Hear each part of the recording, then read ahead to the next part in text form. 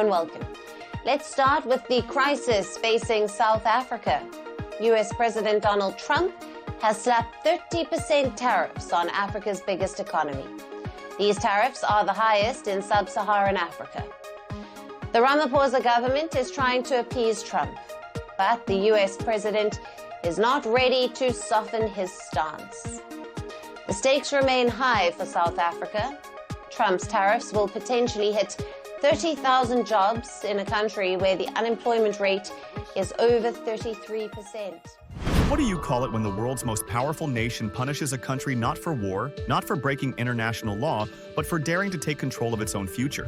South Africa has an answer for that: oppression. The tension between Washington and Pretoria has been simmering for months, but on August 7th, 2025, it boiled over. Overnight, the United States imposed a brutal 30% tariff on South African goods, the highest rate placed on any African nation. The decision stunned markets, rattled businesses, and sent a political message far louder than any speech. In Washington's official line, the tariffs are about protecting American interests. In Pretoria's view, they're an attempt to force the country to abandon its transformation agenda, policies aimed at correcting the deep economic inequalities left behind by apartheid.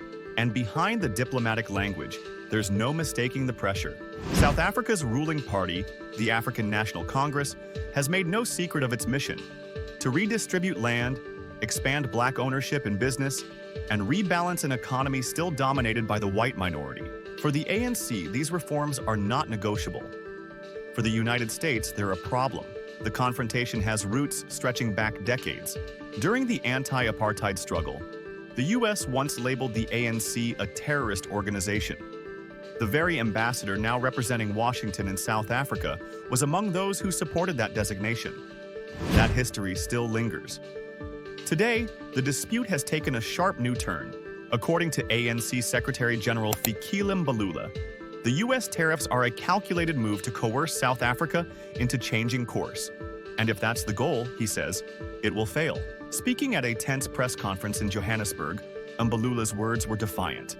These tariffs will hurt our economy, but we will never beg imperialists to subvert our democracy. If they want to bring sanctions on us, let them bring them. This is not just rhetoric. Mbalula's stance reflects a broader mood across the continent.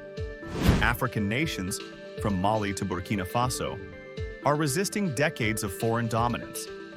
They are aligning with new partners, forging their own trade routes, and refusing to be lectured on sovereignty by the same powers that once colonized them. But defiance comes at a cost. Economists warn that the tariffs could cost South Africa up to 100,000 jobs, hitting small businesses and export-dependent industries hard. Unemployment already sits at 33%. For many families, a sudden loss of income could mean disaster. So the question now isn't whether South Africa will stand its ground. That much is clear. The real question is whether the country can withstand the economic shock and turn this confrontation into an opportunity. And that brings us to the heart of the matter. How did a policy dispute over land reform escalate into one of the most severe trade actions in recent US-Africa relations? To understand why Washington came down so hard on South Africa, you have to go back to a single policy that has divided opinion both at home and abroad: the Land Reform Bill. For decades, more than 75% of privately owned land in South Africa has remained in the hands of the white minority, a direct legacy of apartheid. The new legislation, passed under President Cyril Ramaphosa's government, aims to expropriate land in the public interest without paying market prices, to restore land to communities dispossessed under white rule. To millions of black South Africans, it's a long overdue correction. To certain wealthy landowners, it's theft. And it was one of those landowners, the world's richest man, Elon Musk, who poured gasoline on the fire. Musk, who has long been critical of the ANC, used his influence to spread claims that the South African government was targeting white farmers and committing white genocide. There was no credible evidence. Human rights groups, independent journalists, and international observers all debunked the claim. But former allies of Musk in Washington, including President Donald Trump, seized on it. Trump posted on his Truth Social platform that South Africa was confiscating land and treating certain classes of people very badly, and called it a massive human rights violation.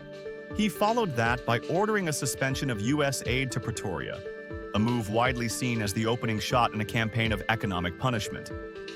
But there's more to the story than Musk's allegations.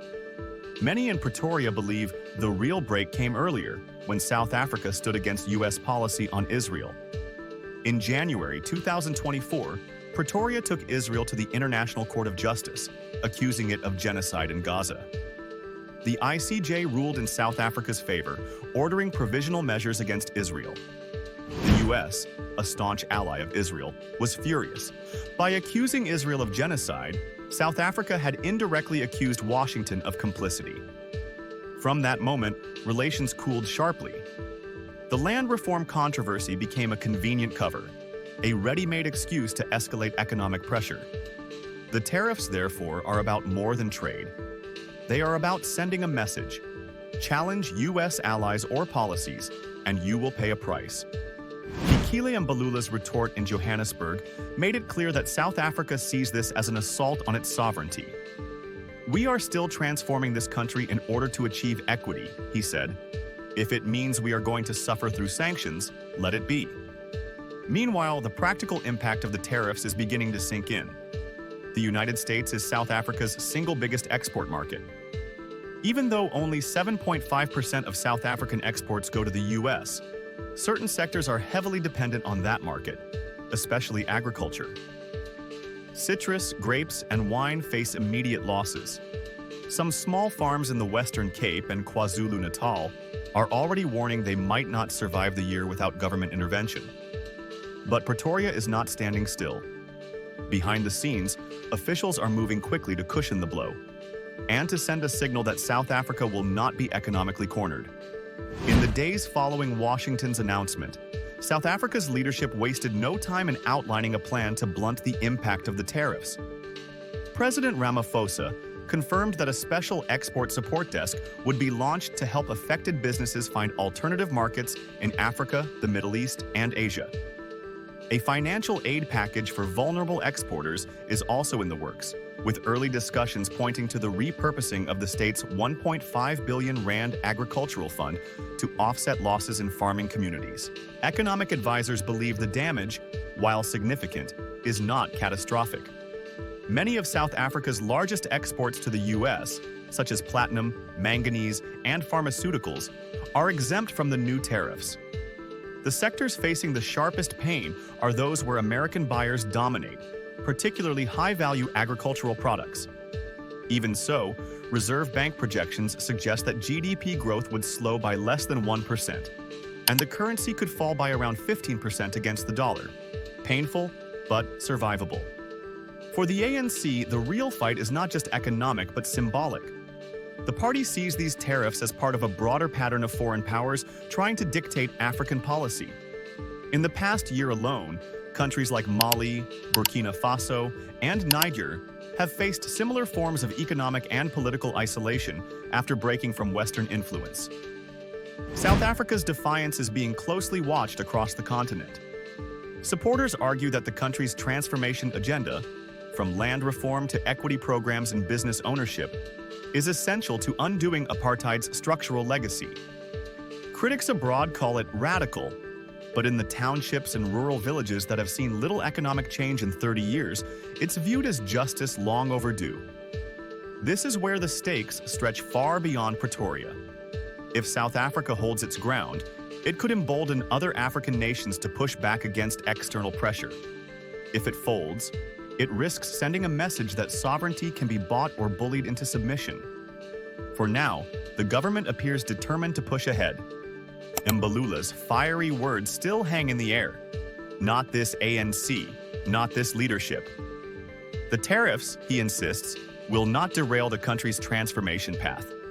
In the coming months, the true test will be whether South Africa can turn this crisis into an opportunity, diversifying its trade, deepening regional alliances, and proving that economic independence is not just possible, but sustainable. The fight is far from over. Washington may have fired the first shot, but Pretoria's response will determine how this story is remembered, as a cautionary tale or as a turning point in Africa's struggle for true economic sovereignty. What do you think? Should South Africa stand its ground, even at the cost of economic pain, or seek a compromise with the U.S.? Drop your thoughts in the comments below. Support our work by liking this video, and make sure you subscribe so you don't miss our next update on this developing story.